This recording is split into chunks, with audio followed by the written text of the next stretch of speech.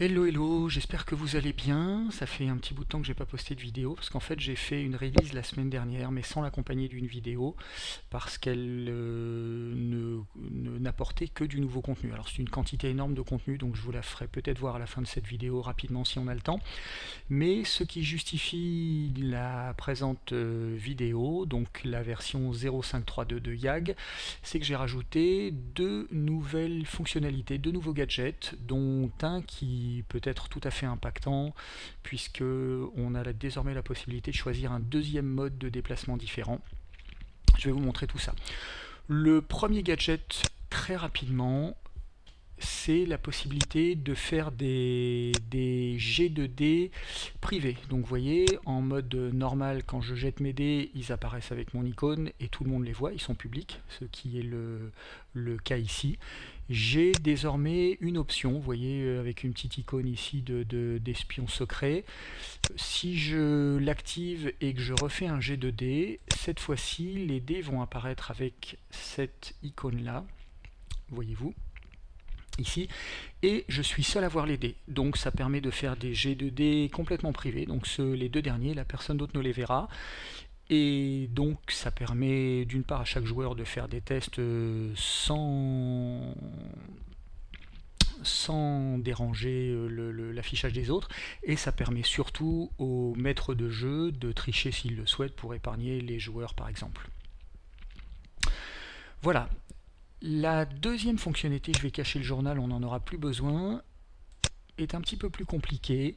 Vous voyez qu'elle s'accompagne ici d'une modification de l'interface. On a désormais la possibilité de choisir entre deux modes de vue, un mode que j'ai appelé RTS et un mode FPS, donc pour Real-Time Strategy et First Person Shooter.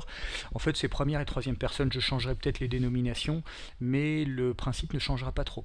Donc, je vais vous expliquer ça comment. On va se mettre au sol, c'est peut-être le plus simple. Donc, ça, c'est le mode habituel de déplacement dans YAG, hein, c'est-à-dire que comme vous le savez, on déplace en fait ici avec les touches du clavier une petite flamme dont on peut s'éloigner ou se rapprocher en zoomant et en dézoomant avec la molette de la souris, voyez, et on peut également tourner autour, donc toujours avec la souris.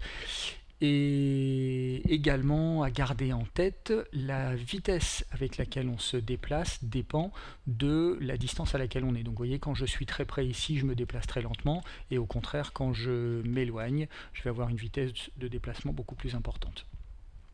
Voilà, donc ça c'est ce qu'on a toujours eu jusqu'à présent, c'est le mode habituel. Je vais m'élever un petit peu.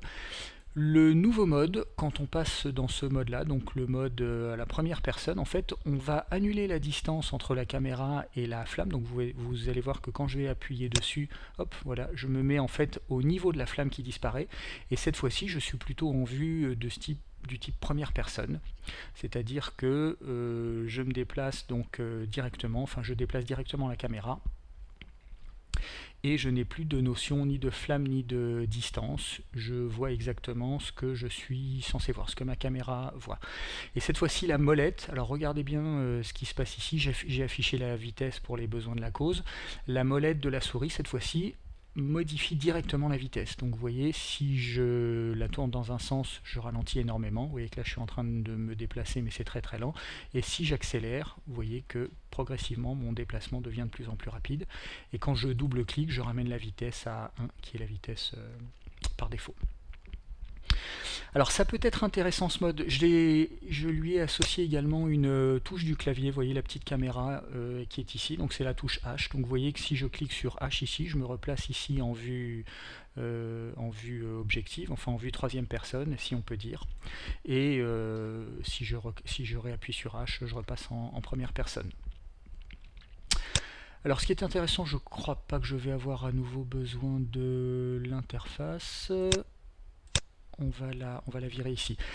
Ce qui est intéressant, c'est que dans les deux modes de déplacement, les deux modes de déplacement amènent des comportements différents quand on s'attache à un joueur. Donc vous voyez par exemple ici, si j'appuie sur la touche F, je m'attache au joueur, et lorsqu'il se déplace, je me déplace avec lui. Donc ça c'est ce qui a toujours existé sous YAG.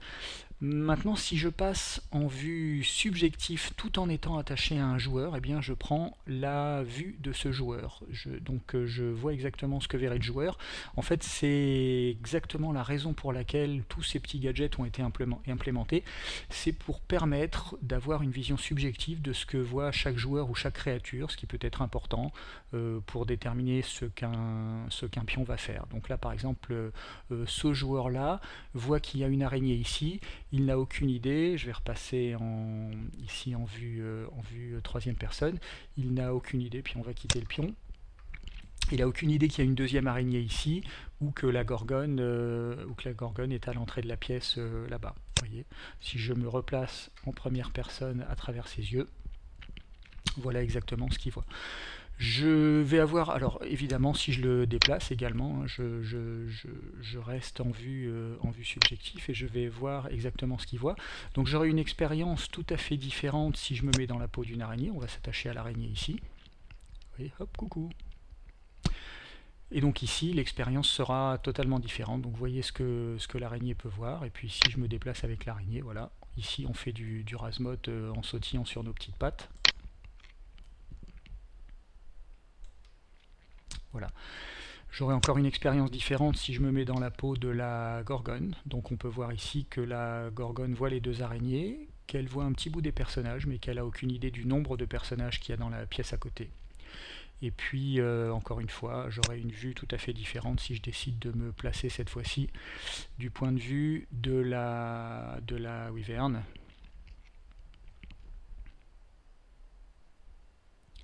Qui peut tout à fait décider d'aller faire une petite balade.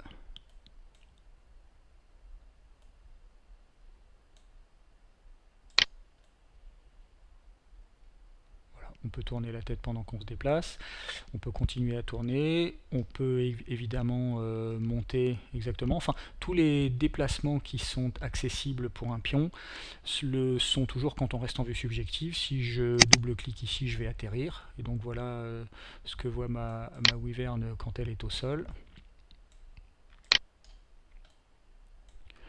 On va redécoller à nouveau.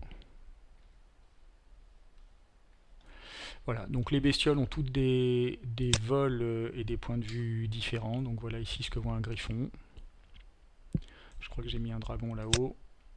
Hop. Voilà, donc lui.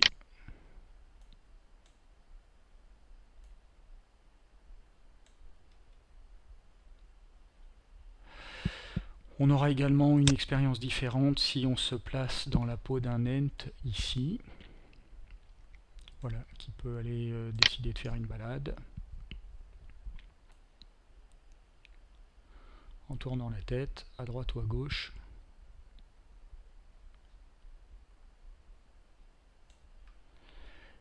Et encore un point de vue différent. Ici, si on se met à la place d'un titan. Alors la position est calculée en temps réel, donc si je décide qu'une créature grossit ou rapetisse, vous voyez là je suis en train de grossir la taille de mon titan, je viens de prendre un petit peu de hauteur. Donc là si je repasse en vue, hop, on va s'éloigner un petit peu, en vue troisième personne ici du titan, vous voyez qu'il est, il est monstrueux. Donc je vais me replacer de son point de vue, je vais lui redonner une taille normale, voilà, ça reste suffisamment gros. Voilà, donc on peut faire absolument tout ce qu'on fait habituellement, mais cette fois-ci, on garde le point de vue de la créature en question. Donc voilà ici notre crawler qui se rapproche doucement dans le dos des aventuriers. Voilà, bon, vous avez pigé le truc, ça offre des possibilités, on va s'éloigner un peu, ça offre des possibilités de jeu, de gestion, si on veut faire dans le réaliste et essayer de voir rigoureusement ce que tel ou tel personnage peut voir ou ne peut pas voir. Et ben on a la possibilité de se mettre à travers leurs yeux, de regarder le paysage à travers leurs yeux. Voilà pour les deux fonctionnalités. je vais m'arrêter ici, enfin c'est terminé. Bon, je vais vous faire voir rapidos le nouveau contenu parce qu'il y en a une tonne et que j'ai pas fait de vidéo la semaine dernière. Donc tout d'abord j'ai acheté un pack médiéval, donc vous voyez que ça me permet, hop on va passer ici, on va passer en vue subjective, ce sera aussi pratique pour me déplacer sur le plateau. On va baisser un petit peu la vitesse, hop. Voilà, comme ça c'est pas mal. Donc vous voyez, j'ai un pack, j'ai plusieurs packs médiévaux. Donc ici, c'est un pack plutôt de paysans, de pauvres. Vous voyez, ils ne sont pas équipés. J'ai également des nobles ici. Donc là, on a une tripotée de gens habillés, alors c'est du médiéval, hein, de gens habillés un petit peu plus richement. J'ai également des robes, donc des moines, tout un panel ça peut servir de magicien, ça peut servir de moine, ça peut servir de noble éventuellement, donc voilà, on a un petit peu de variété. J'ai des aventuriers, donc possiblement avec à la fois du noble et du pauvre, donc un petit peu de l'aventurier défroqué, etc. Voilà, je crois que c'est à peu près tout au niveau des persos, enfin si j'ai rajouté peut-être quelques autres guerriers. Bon, vous verrez ça, vous aurez le temps de voir ça. Et alors au niveau des armes, c'est pareil, c'est la fête. Donc là, vous voyez des épées, maintenant les plateaux sont pleins. J'ai rajouté, ça peut être intéressant et c'est joli, des bâtons de magicien, donc des bâtons magiques. Donc là, je commence à en avoir pas mal. Vous voyez que j'ai des baguettes, j'ai des bâtons. Il y a un petit peu de choix, beaucoup d'objets magiques et non magiques. Donc vous voyez qu'ici, on peut équiper nos personnages avec des bouquins fermés ou ouverts, on peut les équiper avec des potions. J'ai également ici des instruments de musique. Voilà, les armes à feu sont également disponibles désormais. Donc en termes d'époque, c'est pas extrêmement rigoureux, mais enfin bon. Ça fait tout de même de l'arme à feu. Voilà, bon, je vous passe. Tous les plateaux en fait ont été enrichis de nombreuses armes. J'en ai rajouté 150 ou 200, quelque chose comme ça. Et puis j'ai une centaine de pions supplémentaires. Voilà, pour vous donner une idée, hop, on va accélérer un petit peu. Voilà le type de nouveaux personnages qu'il est possible de faire. On va ralentir maintenant, on va virer l'interface. Hop. Vous voyez, donc ici typiquement j'ai un magicien avec un bâton dans la main droite et puis avec un grimoire dans la main gauche. Voilà. Hein, donc tout ça c'est accessible, lui aussi il est nouveau, la hache est neuve, le bouclier est neuf et le personnage également fait partie des nouveaux personnages. Donc ça offre plus de richesse, plus de possibilités et c'est très bien. Voilà, je vous donne pas le détail de tous les petits bugs que j'ai corrigés, des petites fonctionnalités, des petits rajouts, mais essentiellement c'est ça. Donc littéralement une tonne de nouveaux contenus et puis deux nouvelles fonctionnalités, la possibilité de jeter des dés de façon privée cette fois-ci, donc la possibilité donc de s'entraîner en douce ou de tricher pour épargner les joueurs. Et puis, deuxième fonctionnalité, on a vu la possibilité maintenant de passer en pseudo première personne et surtout de se mettre à la place des personnages quand on veut imaginer ce à quoi ils ont accès visuellement.